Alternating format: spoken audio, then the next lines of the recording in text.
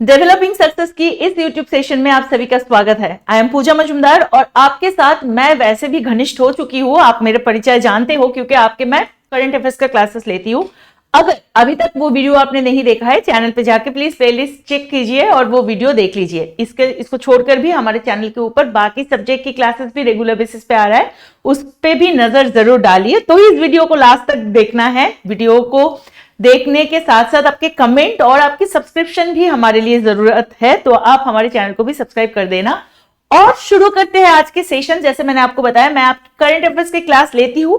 वैसे ही एक बहुत रिसेंट इंपॉर्टेंट डेवलपमेंट हुआ है इंडिया के अंदर, तो मैंने सोचा कि पॉलिटी को करंट अफेयर्स के साथ जुड़ा जाए और आपके लिए एक ऐसे सेशन लाया जाए जो सेशन आपके अपकमिंग एग्जामिनेशन के लिए जो क्वेश्चन करने वाले हैं, चाहे आप कोई भी प्रिपरेशन ले रहे हो सकता है आप यूपीएससी के लिए प्रिपेयर कर रहे हो या स्टेट पीएससी के लिए प्रिपेयर कर रहे हो, क्या वो वनडे एग्जामिनेशन के लिए प्रिपेयर कर रहे हो, polity is a integrated and very important subject in it. तो ये सेशन से आपको मैं आशा करूंगी कि आपके सारे 360 डिग्री कंप्लीट प्रिपरेशन हो जाए फ्री ऑफ कॉस्ट। तो इसलिए वीडियो को लाइक जरूर करना है और शेयर जरूर करना है।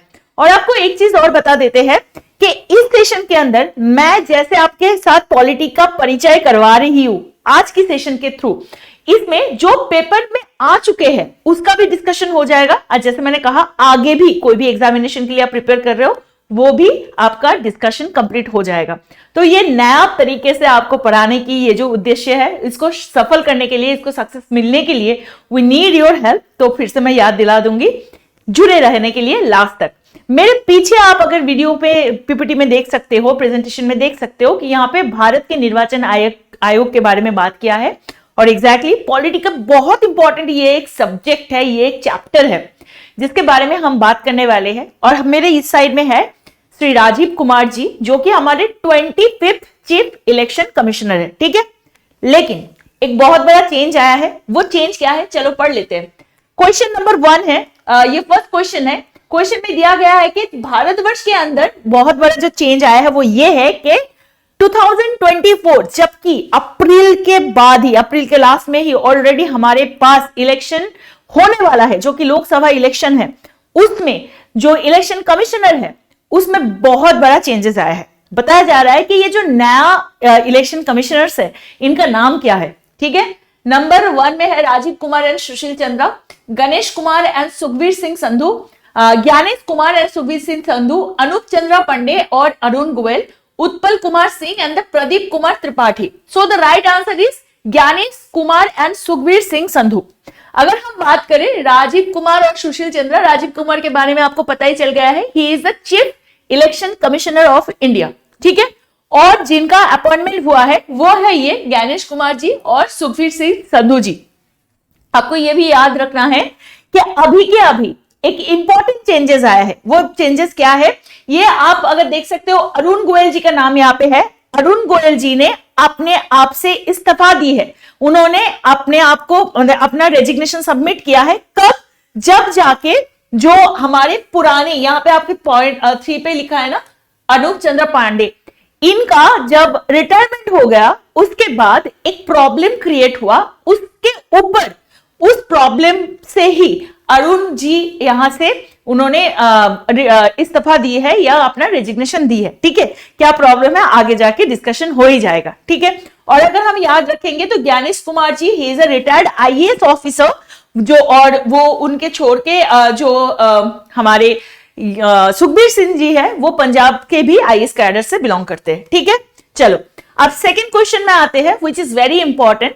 वो है कि which of the following is not a member. ठीक है, नीचे का कौन इलेक्शन कमिश्नर के अंदर एक मेंबर नहीं है। ऑप्शन देख लेते हैं। Prime minister, the leader of the opposition in Lok Sabha, the chief justice of India, the president of India. Now the answer is the president of India. अगर हम बात करें, जो पैनल के बारे में हम बात करते हैं, इसके अंदर डेफिनेटली इलेक्शन कमिश्नर को बनवाने के लिए या सिलेक्ट करने के लिए प्राइम मिनिस्टर होते हैं, जो लीडर होते हैं ऑपोजिशन पार्टी लोकसभा के वो होते हैं, और definitely chief justice of India होते हैं। लेकिन प्रॉब्लम यहाँ पे क्रिएट हुआ है, उसके बारे में जैसे मैंने बताया आगे आगे बढ़ते जाएंगे और चीजों को हम एक के बाद पैंडोरा बॉक्स को खोलते जाएंगे और आंसर लेते जाएंगे। अब प्रेसिडेंट ऑफ इंडिया क्या करते हैं, चीफ इलेक्शन कमिश्नर हो या चीफ इलेक्शन इलेक्शन कमिश्नर्स हो या चीफ इलेक्शन कमिश्नर्स, दोनों के ही अपॉइंटमेंट के लिए रेस्पॉन्सिबल होते हैं प्रेसिडेंट ऑफ इंडिया। सिलेक्ट करते हैं ये बोर्ड और उसके बाद प्रेसिडेंट ऑफ इंडिया क्या करते हैं, उनकी appointment letter by his sign उनको प्रोड्यूस करवाते हैं। ठीक है, चलो नेक्स्ट टॉपिक पे चलते हैं। एज ऑफ 2024 अब तक के लिए who chairs the panel that selects the election commissioner of India. ये जो पैनल बने हैं, जो इलेक्शन कमिश्नर की जो पैनल बने हैं, इसका चेयर कौन कर रहा है, प्रेसिडेंट कौन है, president of India, prime minister, the chief justice of India, the leader of the opposition in Lok Sabha. The right answer is the prime minister. अगर आपको पता है हमारे प्राइम मिनिस्टर मोदी जी है, तो ये जो अभी अभी आपके लिए जो न्यूज में लेके आई हूं एकदम शुरू में, जो ज्ञानेश कुमार जी है और जो ये एस संधू जी है, इनको पिक किया है by the Modi led panel. ठीक है, और इसके बारे में बहुत सारे प्रॉब्लम भी क्रिएट हो रहे हैं, बहुत सारे यहाँ पे पिटिशन भी लग गए हैं। एडीआर कहकर एक एनजीओ सेगमेंट है, उन्होंने भी सुप्रीम कोर्ट में पिटिशन दायर किए हैं। बाकी कुछ पार्टीज है, कुछ ऑपोजिशन पार्टीज के लीडर्स भी है, उन्होंने भी इसके बारे में ऑपोजिशन होने के बाद भी मतलब they have opposed the system के प्राइम मिनिस्टर लेड ये जो पैनल है उन्होंने इसको इन्होंने पास किया है, उन्होंने सिलेक्ट किया है। इसके बारे में ऑलरेडी सुप्रीम कोर्ट में इन्होंने कोर्स दाखिल कर दिया है। ठीक है, चलो नेक्स्ट क्वेश्चन में आते हैं। What recent change was made to the panels composition for the selecting the election commissioner. आपको पता चल गया है कि आपको जैसे बताया गया कि यहाँ पे ऑलरेडी प्राइम मिनिस्टर होता है, leader of the opposition party होते हैं, सीजेआई होते हैं, लेकिन ये जो नया पैनल बने हैं या नए जो प्राइम मिनिस्टर लेड जो पैनल बने हैं, यहाँ पे एक एक्सक्लूजन किया गया है, एक इंसान को निकाल दिया गया है, उनके अलावा ही ये जो सिलेक्शन है इसको कंप्लीट किया गया है। वो कौन है? तो ऑप्शन यहाँ पे है inclusion of the chief justice. What is the changes? मैंने बता दिया ऑलरेडी कि एक्सक्लूजन हुआ है, तो the right answer is exclusion of the chief justice of India. Option B is the right answer. ठीक है, inclusion of the president of India नहीं है, exclusion of the leader of the opposition नहीं है। The right answer is the chief justice of India. इस पे बहुत ज्यादा, इस मुद्दे पे बहुत ज्यादा बात चल रहा है। एक नया बिल आया था जो कि राज्यसभा के अंदर आया था, उसमें क्लियरली प्रोपोजल दिया गया था कि जो चीफ जस्टिस ऑफ इंडिया है वो इस पैनल के बाहर होंगे, लेकिन इसके बारे में क्लियरली ये भी बताया गया, सुप्रीम कोर्ट ने ये बात कही थी कि जब तक नया एक्ट बन के नहीं आ रहा है तब तक के लिए अब तक कॉन्स्टिट्यूशन में जैसे प्रोविजन दिया गया है सिलेक्शन के लिए उसको माना जाएगा। लेकिन जब ये सिलेक्शन हुआ तब देखा गया ये जो प्रोपोजल बिल है इसके ऊपर ही वो सिलेक्शन बना है, और जो मिनिस्टर है यहाँ पे मतलब बेसिकली जो सीजेआई है उनको हटा के एक मिनिस्टर को रखा गया, जो minister directly selected by the prime minister of India है। ठीक है, समझ में आ गया? चलो नेक्स्ट टॉपिक पे चलते हैं।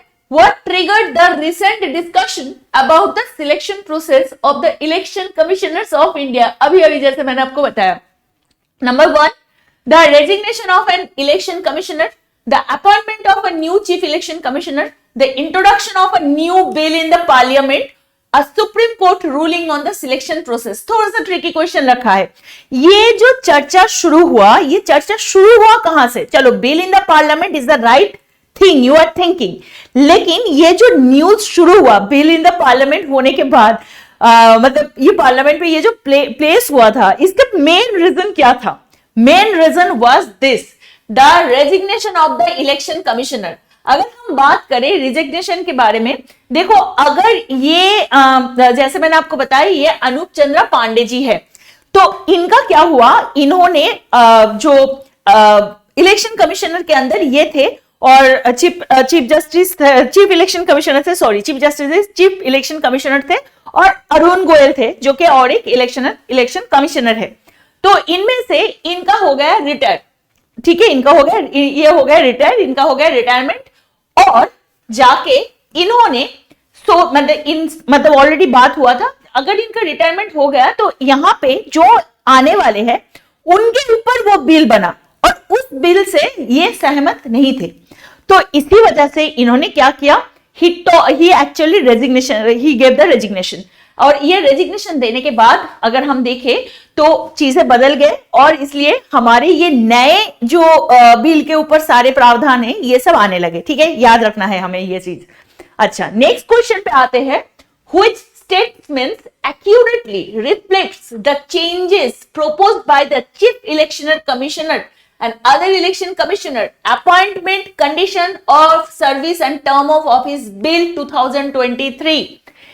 इस बिल के अंदर, ये जो बिल आया है 2023 के, इसके अंदर क्या स्पेसिफिकली प्रोपोजल रखा गया है? Already if you know the answer comment में जल्दी जल्दी लिखो भी वीडियो को पॉज करके, और अगर नहीं जानते हो तो मैं आगे बढ़ती हूं। The bill proposes that the election commissioners be appointed solely by the President of India।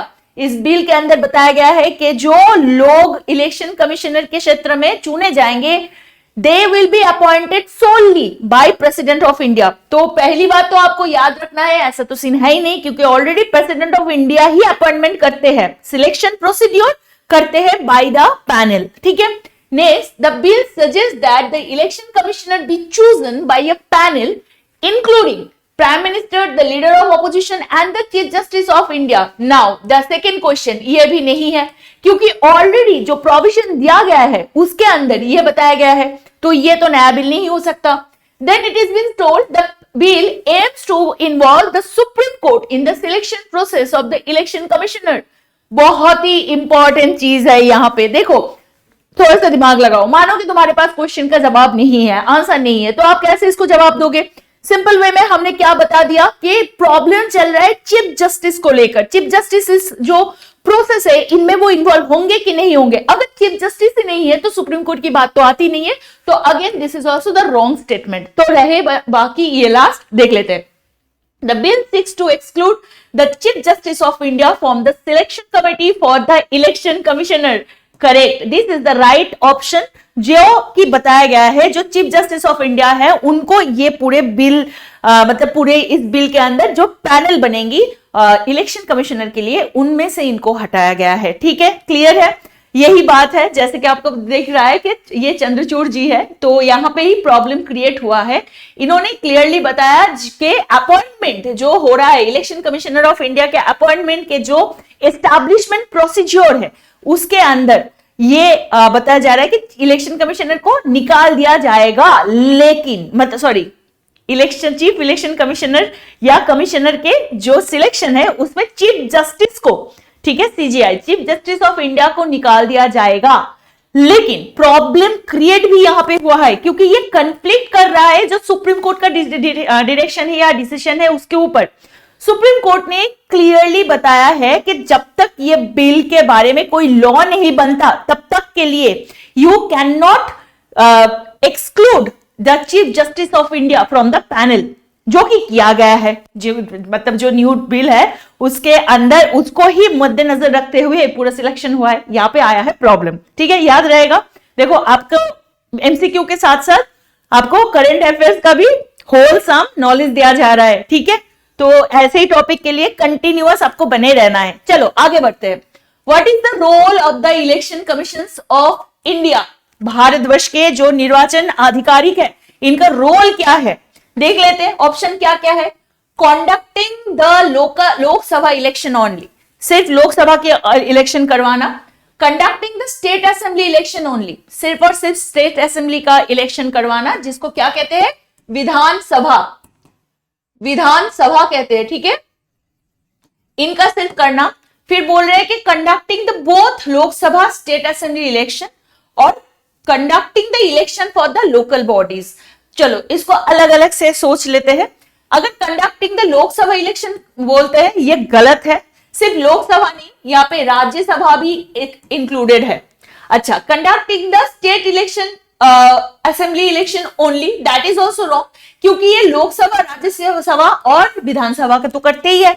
और उसके साथ बोल रहे हैं कि दोनों का ही करना, सिर्फ दोनों का नहीं, इसके साथ और इंक्लूड होता है, जैसे कि भारत के जो प्रेसिडेंट है, भारत के जो वाइस प्रेसिडेंट है, इनका भी निर्वाचन अधिकारी की करते हैं। ठीक है, and conducting the election for the local bodies, तो यहां पे हम बता देते हैं कि this is been done by state election bodies, मतलब state election commission. State election commission के थ्रू ये कंडक्ट होता है। तो अगर वैसे हम देखें तो यहाँ पे तो राइट स्टेटमेंट डायरेक्टली कुछ नहीं मिल रहा है, लेकिन जबकि हमारे पास ये ऑप्शन ऑलरेडी दे रखे हैं तो we will take on this. दो यहाँ पे राज्यसभा की बात या हमारे जो प्रेसिडेंट है, वाइस प्रेसिडेंट के उल्लेख नहीं है, लेकिन जो ऑप्शन में आ रहा है ये ही सबसे ज्यादा डिनोट कर रहा है राइट ऑप्शन को। तो ये इसमें ये actually this question has been come in the previous examination, उससे मैंने उठाया था ये।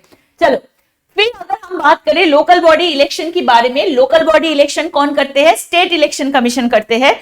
और स्टेट इलेक्शन कमीशन को कौन अपॉइंट करते हैं? गवर्नर ऑफ इंडिया, मतलब गवर्नर, उस स्टेट के जो गवर्नर होंगे वो उसको उनको इलेक्शन कमीशन को तैनात करते हैं, ठीक है। और सिर्फ उनको भी नहीं, स्टेट या यूनियन टेरिटरीज दोनों के लिए ही ये प्रोविजन लागू होता है। और ये प्रोविजन कैसा आया था हमारे भारत के अंदर? जो 73rd अमेंडमेंट लाया गया था, जो कि स्पेसिफाइड था किसके बारे में?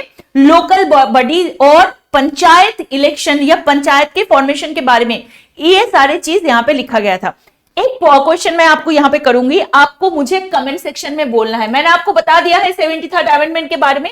You have to told me कि इसका ईयर कितना था, ठीक है। चलो ये भी लिख दिया, ये ईयर कितना था, यहाँ पे आपको नंबर बिठाना है, ठीक है। 73rd अमेंडमेंट एक्ट जो कि बना था कौन सी ईयर में, ये आपको कमेंट में बताना है, ठीक है।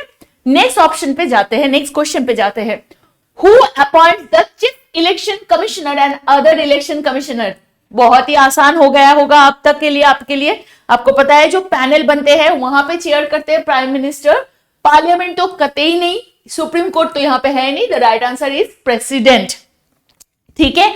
The president of India does the appointment of the election commissioner and also other election commissioner. मतलब अगर इलेक्शन कमिश्नर की बात करें, यहाँ पे वो क्वेश्चन भी आ गया कि how many members are there in the election commissioner? 1 2 3 4 बोल रहे हैं कि इलेक्शन कमिश्नर के अंदर कितने मेंबर है? तो द राइट आंसर इज 3। क्यों 3 है ये आपको बता देते हैं। वैसे पहले जो चीफ इलेक्शन कमिश्नर थे वो तो पहले एक ही थे, लेकिन 1989 की जो जनरल इलेक्शन हुआ, जैसे आप देख सकते हो अभी भी यहाँ पे 3 इंसान हैं, जो कि ये दोनों है नए अपॉइंटमेंट एंड राजीव कुमार खुद भी है। तो यहाँ पे अगर हम बात करें ये ज्ञानेश कुमार जी और संधू जी के साथ, ये क्यों है? बिकॉज 1989 की जनरल इलेक्शन की अगर बात करें तो यहाँ पे और 2 एडिशनल इलेक्शन कमिश्नर को जुड़ा गया, तभी से लेकर अब तक ये 3 मेंबर बॉडी है। और ये जो 3 कमिश्नर है ये सारे काम इकट्ठा करते हैं। अगर आप पूछोगे कौन ज्यादा पावरफुल है, chief election commissioner is the chief election commissioner by the designation, but the power is distributed same in between them, in among them, ठीक है। चलो नेक्स्ट क्वेश्चन पे आते हैं। What is the question? What is the tenure? बहुत ही अच्छा question है ये। What is the tenure of the chief election commissioner? Chief election commissioner का टेन्योर कितने दिन तक होते हैं? ऑप्शन देख लेते हैं। 6 years और up to 65 years of age, whichever is earlier, ठीक है। नेक्स्ट बोल रहा है कि 5 years और up to 62 years of age, whichever is earlier. 4 years without any age limit until retirement of the age 60. दोनों के दोनों तो नहीं है, और यहाँ पे राइट आंसर होगा ये ऑप्शन ए। क्यों होगा, कैसे होगा, वो थोड़ा आपको बता देते हैं। What do you mean by this 6 years और 65 years? चलो एक एग्जांपल ले लेते हैं। मानो कोई इंसान अगर 60 ओके मैं ऐसे समझाती हूँ कि मानो कि कोई 59 में इलेक्शन कमिश्नर के एक सदस्य निर्वाचित हुए। अब ये कब तक रहेंगे? 6 साल तक, मतलब he will have the year of 65। मतलब क्या हो रहा है, 6 साल में इनको 65 भी आ रहा है, 6 साल भी आ रहा है, मतलब this is whatever they are saying. अब मानो कोई है जिन्होंने 61 में इलेक्शन कमिश्नर बने, तो इनके पास कितना टाइम है? 65 तक टाइम है, तो इनके पास टेन्योर कितना बचा? 4 साल, ठीक है। ये 4 साल बचा, तो यू कैन सी जो अर्लियर होगा, अगर मानो 58 में ये करते हैं तो इनको 6 साल बाद इनका उम्र कितना होगा? सिंपल है, 64 है, तो इनका 64 में रिटायरमेंट हो जाएगा। समझ में आ गया? मतलब जो टर्म्स आगे आएगा, अगर 6 साल पूरा होता है पहले तो तब हो जाएगा उनका रिटायरमेंट, जो कि इस केस में दोनों ही सेम हो रहा है। आइदर 65 इयर्स में भी ये पहुंच गए और 6 साल भी इनका हो गया। लेकिन कोई 61 साल में जा रहा है तो ये सिर्फ 4 साल के टर्म्स में रहेंगे, क्योंकि 6 years इज अर्लियर, और अगर 58 में है तो वो 6 year कवर कर रहे हैं, मतलब मैक्सिमम 6 year कवर कर सकते हैं, दो ही इज नॉट 65। ठीक है, समझ में आ गया।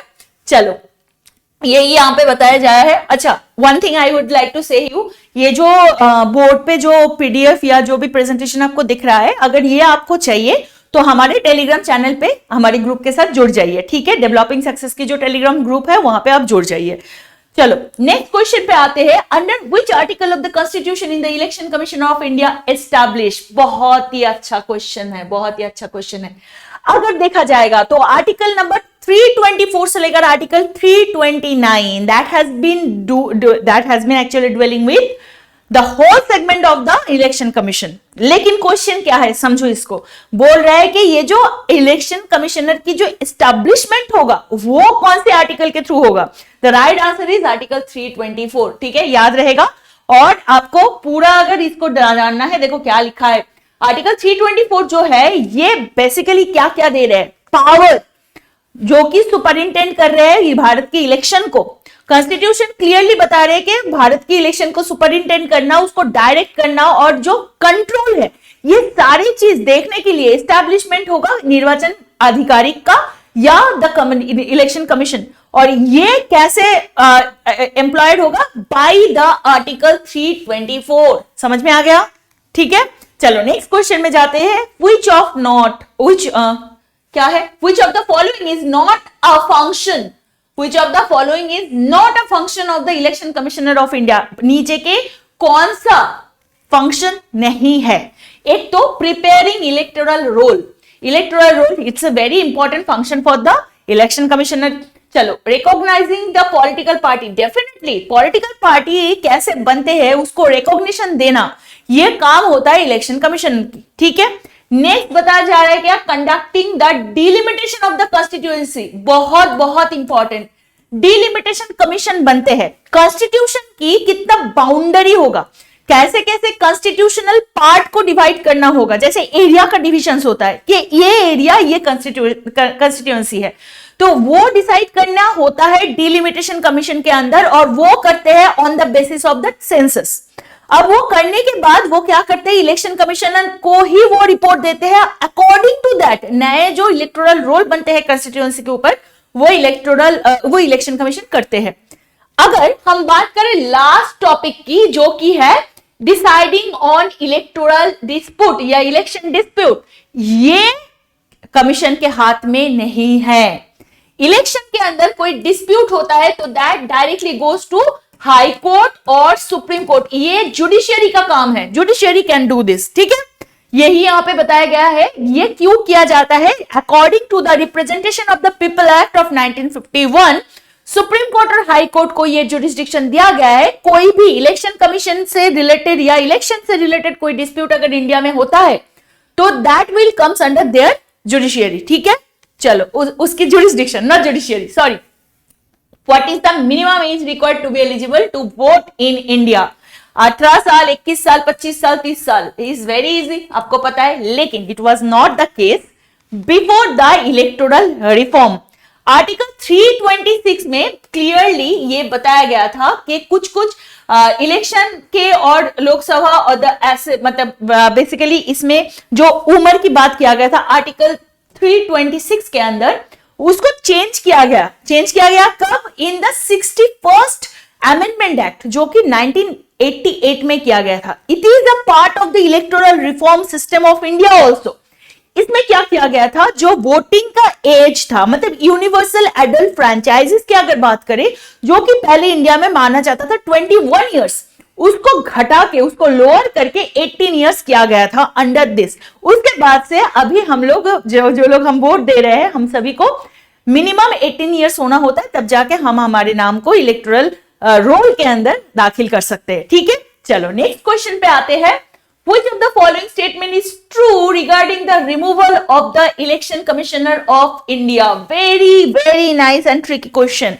क्वेश्चन में बताया गया है कि रिमूवल करवाने के लिए, चीफ इलेक्शन कमिश्नर की रिमूवल मतलब उनको हटाने के लिए कौन सा प्रोसीजर फॉलो किया जाता है। ठीक है, या कौन सा स्टेटमेंट यहाँ पे राइट है। देख लेते हैं। The chief election commissioner can be removed by the president. बात देखो, president on the recommendation of the parliament, ठीक है। फिर बताया जा रहा है the chief election commissioner can be removed by the president without the need of parliamentary recommendation.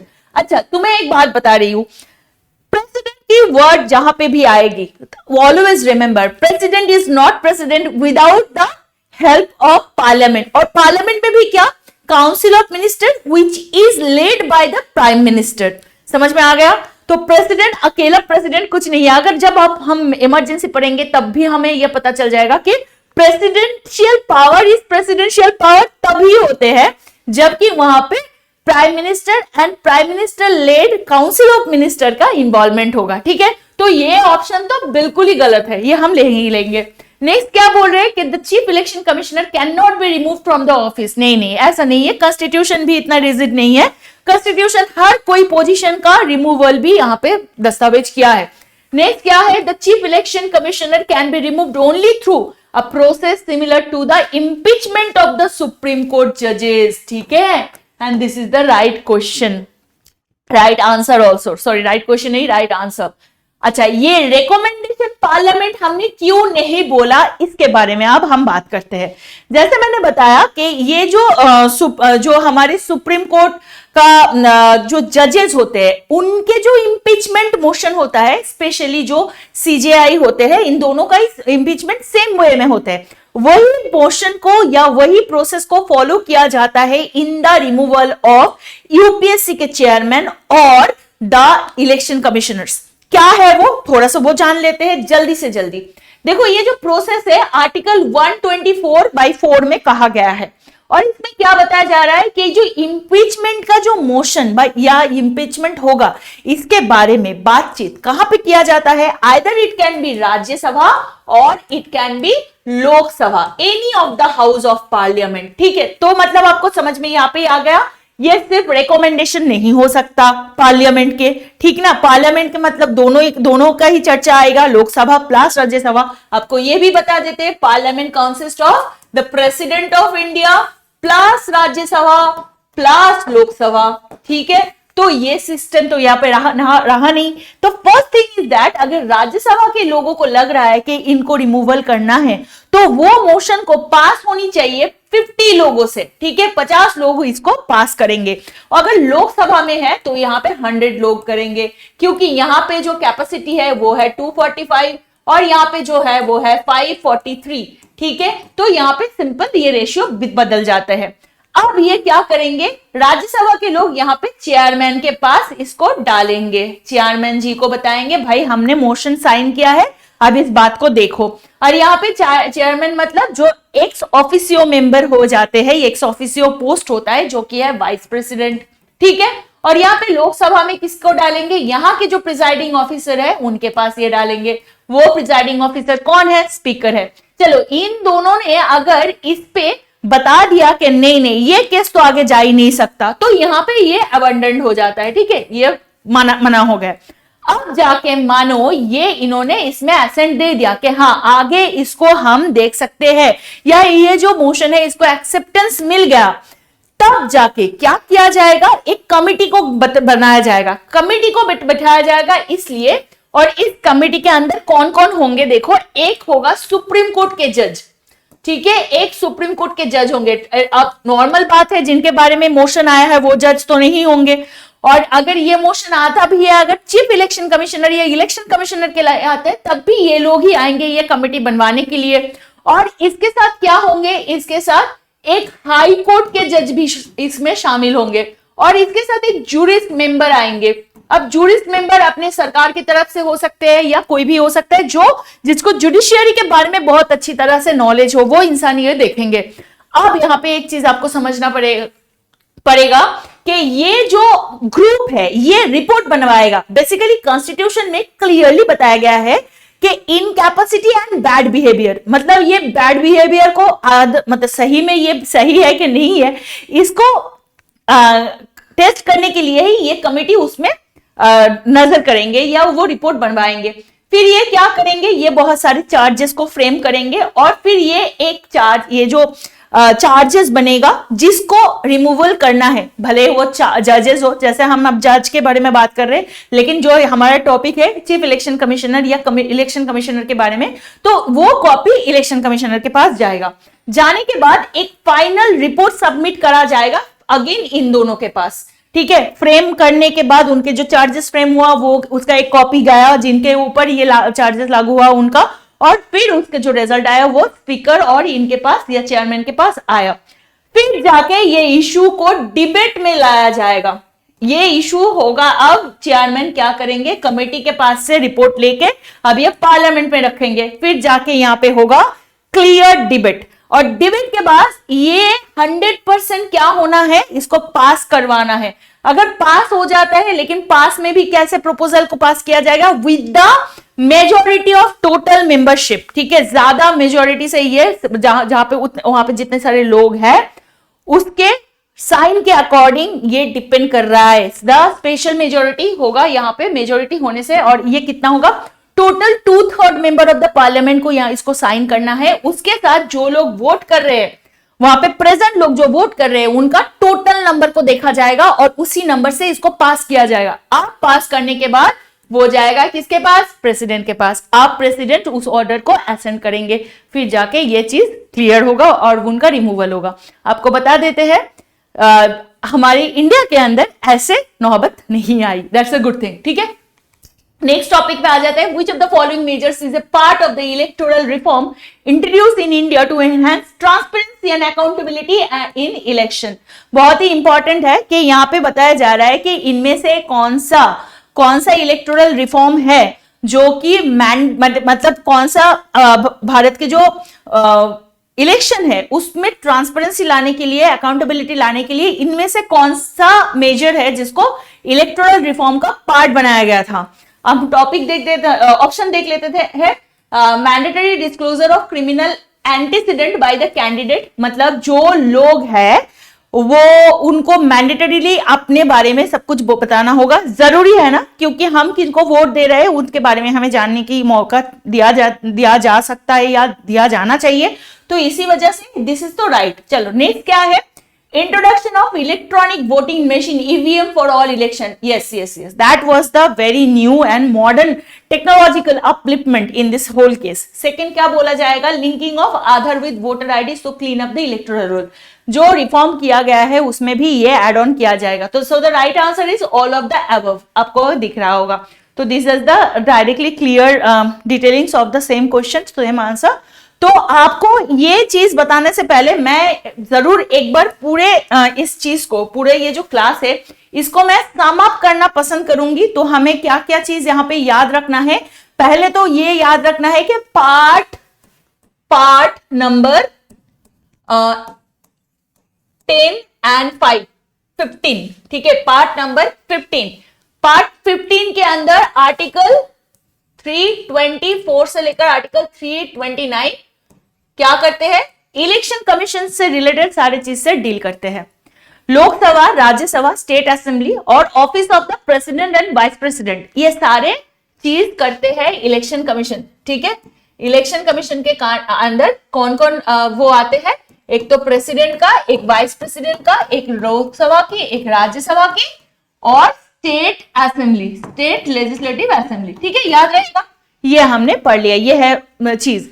अगर हम बात करें इसके स्ट्रक्चर के बारे में तो आपको याद रखना है, जो प्रेसिडेंट है ये इनकी अपॉइंटमेंट करते हैं और ये अपॉइंटमेंट होता है थ्रू द सिलेक्शन कमिटी। अब जो सिलेक्शन कमिटी है इनका हेड कौन कर रहा है, प्राइम मिनिस्टर। बात किस पे छेड़ रहे हैं कि जो चीफ जस्टिस ऑफ इंडिया है इनको एक्सक्लूड करने के बारे में बात चल रही है, और इसके बारे में बहुत सारे सुप्रीम कोर्ट के अंदर बहुत सारे ऑपोजिशन या बहुत सारे जो संस्थाएं हैं उनके थ्रू यहाँ पे कंप्लेन भी किया गया है। और इसके साथ अगर हम रोल्स एंड रेस्पॉन्सिबिलिटी की बात करें कि ये कैसे मतलब क्या क्या काम करते हैं, जैसे मैंने आपको बताया इलेक्टोरल बॉन्ड को तैयार, मतलब इलेक्टोरल बॉन्ड नहीं, इलेक्टोरल रोल, इलेक्टोरल बॉन्ड है डिफरेंट केस। इलेक्टोरल बॉन्ड को अभी सुप्रीम कोर्ट ने बिल्कुल अनकॉन्स्टिट्यूशनल बोल के बैन कर दिया है, याद रखना है ये चीज। 15 को ये कर दिया है। चलो इसके बारे में आप कभी और बात करेंगे। और हम क्या बात कर रहे थे कि इनको इलेक्टोरल रोल प्रिपेयर करना होता है और जो कंस्टिट्यूएंसी है उनका डिटर्मिनेशन भी करना है, रजिस्टर करना होता है पॉलिटिकल पार्टी को और उनको ग्रांट करना होता है स्टेटस ऑफ द नेशनल और द स्टेट पार्टी, मतलब वो जो पार्टी है उसका क्या स्टेटस है वो देखना होता है। इनको मॉडल कोड ऑफ कॉन्डक्ट, मतलब जो बिहेवियर होगा रिगार्डेड द इलेक्शन वो उनको बताना पड़ता है। और यहाँ पे किनको ये मानना होता है, पॉलिटिकल पार्टीज को मानना होता है। और कोई भी डिस्क्वालिफिकेशन ऑफ एमपी अगर होता है तो उनके बारे में प्रेसिडेंट को एडवाइजिंग का काम भी ये लोग ही करते हैं, विच इज इलेक्शन कमीशन। अब इलेक्शन कमीशन का मेंबर भी आपको याद हो गया होगा, 3 लोग होते हैं और यहाँ पे कुछ कुछ चैलेंजेस के सामने इनको आना पड़ रहा है, वो धीरे धीरे शायद रिमूव हो जाएगा। एंड लास्ट में हमने पढ़ा कि इलेक्शन कमिश्नर के रिमूवल का जो प्रोसेस होता है वो उनकी बिहेवियर की ग्राउंड पे, मतलब मिसबिहेवियर के ग्राउंड पे और इनकैपेसिटी की ग्राउंड पे होता है। और उसके लिए एटलीस्ट 2/3 ऑफ मेंबर की प्रेजेंट होना और वोट करना जरूरी होता है। फिर जाके उसको फिर से 50% ऑफ द टोटल स्ट्रेंथ के साथ उसको मेजोरिटी के साथ साइन किया जाता है, फिर जाके प्रेसिडेंट के थ्रू उनका रिमूवल होता है। Remember all this point. I hope this was the most insightful topic and insightful event on the YouTube. तो आप सभी को जरूर बताऊंगी, हमारे साथ जुड़े रहने के लिए हमारे जो टेलीग्राम ग्रुप है उसमें भी जुड़ जाइए, क्योंकि ये पीडीएफ आपको मिल जाएगा। आपसे मिलूंगी नेक्स्ट सेशन में, तब तक के लिए please be a responsible citizen. जय हिंद।